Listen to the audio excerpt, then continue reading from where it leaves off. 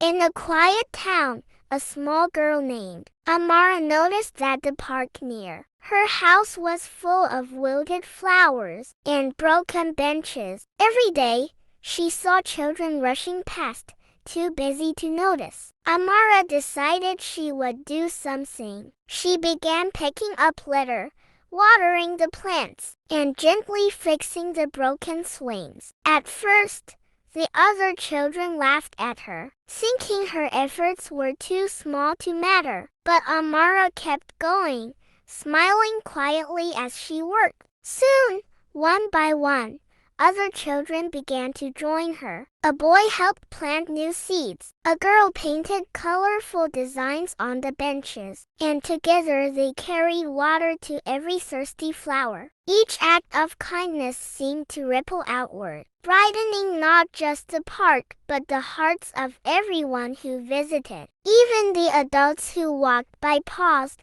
feeling the warmth of the children's care. Amara realized something important.